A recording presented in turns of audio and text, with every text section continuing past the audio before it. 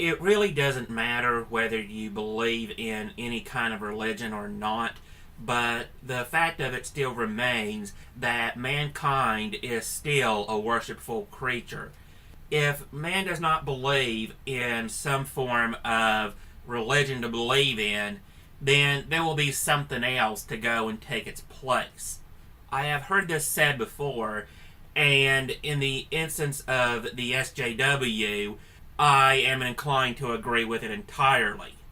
The reason I say this is because the SJWs have been compared to a cult more times than I can imagine. And to be fair, they're probably right. When it comes to actually believing in any kind of belief at all, the SJW, it's all taken on faith.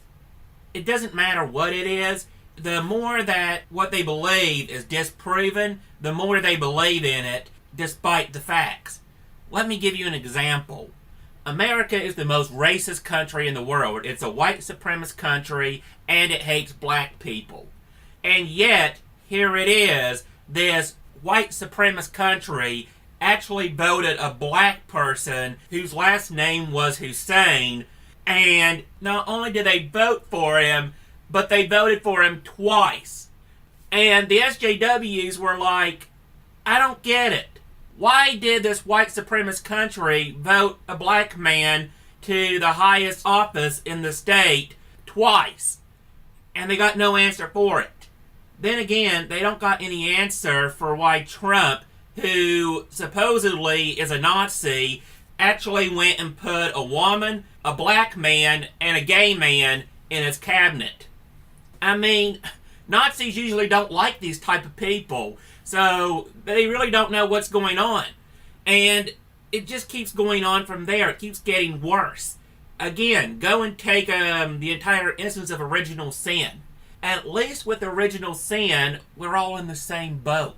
But with the SJW, where you got privilege and the progressive stack and what have you, it sounds a hell of a lot more like India's caste system, where your status in society is determined by what group you were born into, and once you're born into that group, you will die in that group.